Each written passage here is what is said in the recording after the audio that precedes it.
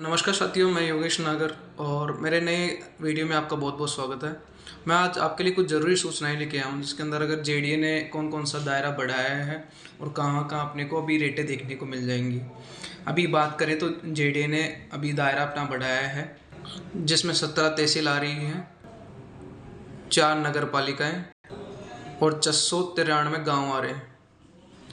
अब इसमें मौका अपने पास में ये है कि अगर आप प्रॉपर्टी लेने की लिए सोच रहे हैं या इन्वेस्टमेंट के बारे में सोच रहे हैं तो यहाँ इन्वेस्टमेंट करने का क्या बेनिफिट रहेगा और कौन कौन से क्षेत्र में अपने को करने की आवश्यकता है।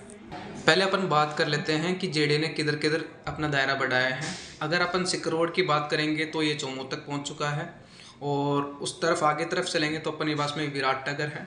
विराटनगर के बाद में आ जाता है अपने पास में ये है शाहपुरा और दिल्ली रोड पे ही ये शाहपुरा है, जम्मारामगढ़, आंधी, बस्सी, कोटखावदा, चाकसू, फागी, दूदू और रेनवाल, किशनगढ़ रेनवाल। ये सारा क्षेत्र अभी जेडीए के कवरेज में आ चुका है। अब अपने को बेनिफिट क्या होने वाला है? बेनिफिट ये होने वाला है कि हमें कुछ जरूरी सूचनाएं हमें ध्यान में रखनी चाहिए, क्योंकि अब जिस तरीके से जयपुर बढ़ रहा है, जयपुर में अगर आज जेडीए ने अगर अपना रीजन बढ़ाया है, उसका बड़ा कारण है कि अब ज़मीनें बची नहीं हैं जेडीए के पास में, तो जेडीए ने अपना दायरा बढ़ाया है।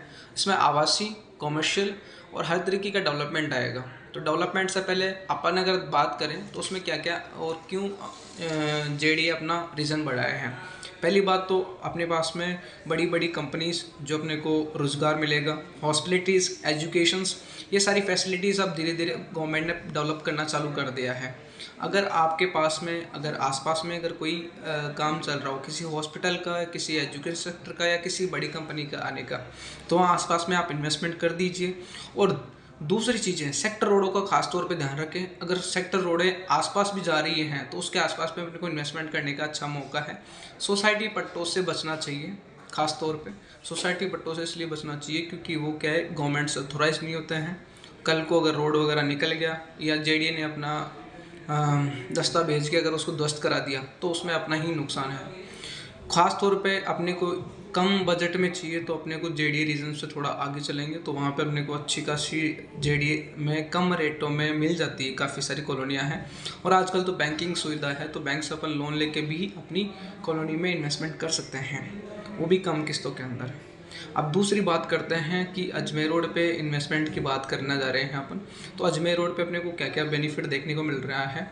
अजमेर रोड शुरू से ही अच्छा रिटर्न देता है, तो उसमें अपने को क्यों इन्वेस्टमेंट करना चाहिए? क्योंकि पहला तो क्या है, यहाँ पे मेट्रो आ जाएगी, क्योंकि यहाँ पे महिंद्रा सेज है, पहले से ही डेवलपमेंट रीजन में है, गवर्नमेंट की यहाँ पे निगाहें हैं। और दूसरी बात है, यहाँ पे रिंग रोड से कनेक्टिविटी है। तीसरी चीज़ यहाँ पे आने वाला है, सेक्टर रोडों का सबसे तेज़ी से काम चलने वाला है। और यहाँ पे आगे की बात करेंगे तो आगे अपने उसमें देखने को मिलेगा, रिलायंस ने खुद ही अपनी ज़मीन ले रखी है 2000 बीघा में, तो सबसे बड़ा प्रोजेक्ट भी वो आने वाला है।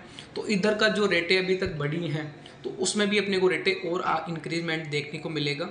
तो ख़ास तौर पे अगर आप इन्वेस्टर हैं तो इन चीज़ों का ख़ास तौर पे ध्यान रखें, क्योंकि हमें वहाँ इन्वेस्टमेंट करना चाहिए या तो कोई ऐसी रोड हो जो नेशनल हाईवे के बिल्कुल पैरेलल हो।